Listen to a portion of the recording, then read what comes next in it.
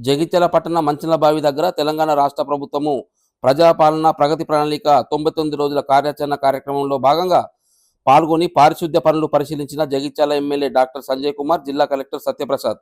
ఈ కార్యక్రమంలో అదనపు collector Raja Goud, municipal chairperson Samillavani Srinivas, RDO Madhusudan, జిల్లా కాంగ్రెస్ పార్టీ అధ్యక్షులు గాజంగి నందయ్య, మున్సిపల్ కమిషనర్ స్పందన, కౌన్సిలర్లు పంబాల సుజాతారాము, బడుగు పద్మ స్వప్న గిరిధర్, మున్సిపల్ రెవెన్యూ అధికారులు, పట్టణ నాయకులు, ప్రజలు తదితరులు పాల్గొన్నారు. సీఎం గారి ఆదేశానుసారం మున్సిపాలిటీలో మనం చేసుకోబోయేది మొట్టమొదటిగా మనము కాన్సన్ట్రేట్ చేయేది కూడా అంతా శానిటేషన్ మీదే.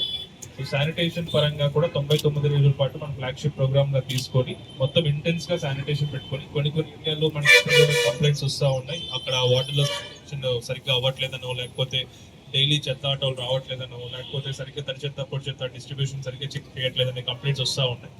సో మనకి సీఎం గారి ఆదేశానుసారం మున్సిపల్ కమిషనర్ కి, మున్సిపల్ కౌన్సిల్ కూడా నేను కోరేది ఏంటంటే, ఒకటి మొత్తం చెత్త ఆటోలన్నీ కూడా 100% తిరిగేటట్టుగా చూసుకోవడం, అవన్నీ కూడా అన్ని వార్డులకి వెళ్తున్నాయా లేదా అని ట్రాక్ చేసుకోవడం, తర్వాత ఇంటింటికి కూడా తడి చెత్త పొడి చెత్త డివైడ్ చేసి తీసుకునే దాంట్లో కూడా అవేర్నెస్ క్రియేట్ చేయడం, ఇవన్నీ కూడా మనం చేస్తేనే అవుతుంది. లేకపోతే మనము మన దగ్గర ఉన్న 250-300 శానిటేషన్ స్టాఫ్ తో మనం క్లీన్ చేస్తూ ఉంటే సంవత్సరాలు క్లీన్ అయితేనే ఉంటాయి.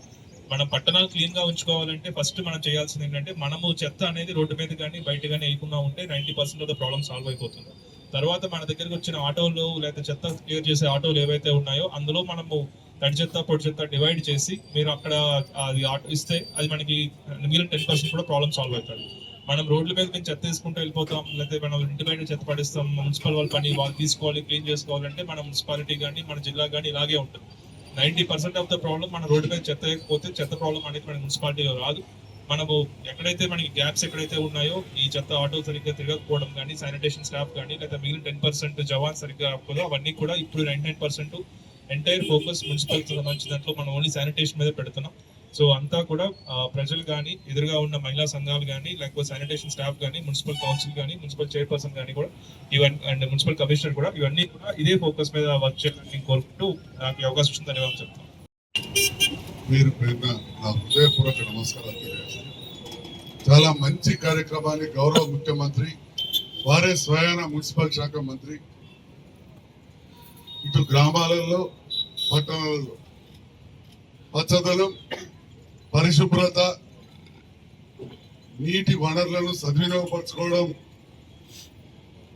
సరిగా కరెంటు వాడుకోవడం, పట్టణాన్ని ఒక ప్రణాళికాబద్ధంగా, గ్రామాలను ఒక ప్రణాళికాబద్ధంగా అభివృద్ధి చేసుకోవాలని చెప్పి ఆలోచన చేసి 100 రోజుల ప్రణాళికను ఏర్పాటు చేయడం జరిగింది. దాంట్లో భాగంగా వివిధ మండల కార్యాలయాల్లో నూతనంగా ఎన్నుకోబడ్డ సర్పంచ్లను పిలుచుకొని మండలాధికారులు ఏర్పాటు చేసిన కార్యక్రమంలో భాగంగా నిన్న ఒక మండలంలో కూడా నేను అటెండ్ చేసిన. చాలా వరకు కూడా ప్రభుత్వం ఇచ్చిన ఏవైతే గైడ్ లైన్స్ ఉన్నాయో అవన్నీ కూడా చూడడం జరిగింది. మరి అవే కొంత అటుగా ఇటుగా మన మున్సిపాలిటీకి ఉంటాయి. గౌరవ కలెక్టర్ గారు జగిత్యాల జిల్లా కేంద్రం కాబట్టి మన మంత్రి గారు లక్ష్మణ్ కుమార్ గారి సూచన మేరకు ఈరోజు ఇక్కడ మనం ప్రారంభింపజేసుకున్నాం. ఇది ఓన్లీ ప్రారంభం మాత్రమే, 99 రోజులు ఉంటుంది. మరి నిన్న రాత్రే ఆదేశాలు వచ్చినాయి కాబట్టి కొంత తొందరలో అధికారులు చేసి ఎవరికి ఇన్కన్వీనియన్స్ అయినా అన్యదా భావించదో మా కమిషనర్ గారు లేచిన పడ్డారు. అందుకోసం అర్థం చేసుకోవాలని చెప్పి కూడా అందరినీ సందర్భంగా కోరుతూ, మరి జగిత్యాల పట్టణం ప్రణాళికాబద్ధంగా చేసుకోవాలంటే, మనం మాట్లాడాలంటే కొన్ని గంటలు రివ్యూ చేసుకోవాల్సి ఉంటుంది. మాస్టర్ ప్లాన్ 2009లోనే మనకు దాని పీరియడ్ అయిపోయింది. దేశవ్యాప్తంగా కూడా UNDPFI గైడ్ లైన్స్ ప్రకారం చేయాలని చెప్పి ఆదేశాలు వచ్చినాయి. దాంట్లో ఒక పద్ధతిగా మనం ముందుకు వెళ్ళాలి.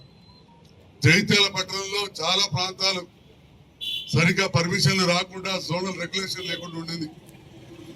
దాదాపు 14 జోన్లు 126 సర్వే నెంబర్లు రెగ్యులైజ్ చేసుకున్నాం. మరి దాంతో పాటుగా ప్రభుత్వంతో వచ్చిన నిధులతో ఇటు చెరువులు, గుంటలు, రోడ్లు, డివైడర్లు, వీధి దీపాలు చేసుకున్నాం. పేదవాళ్లకు రాష్ట్రంలో ఎక్కడ లేని ఇల్లు మీ అందరి సహకారంతో, ప్రభుత్వ సహకారంతో మనం జగిత్యాలని కట్టుకున్నాం. రాష్ట్రంలో ఎక్కడ లేనండి. మరి అదంతా మీ సహకారం, అధికారుల సహకారం, నాయకులు అందరం కలిసి చేసుకున్నాం. మరి అటువంటి సందర్భంలో దాదాపు కరోనా కంటే ముందు, కరోనా తర్వాత ప్రతి అభివృద్ధి కార్యక్రమంలో ఒకటే ఒక మాట చెప్తుంటే తప్పకుండా చెప్పకుండా నేను వదిలే.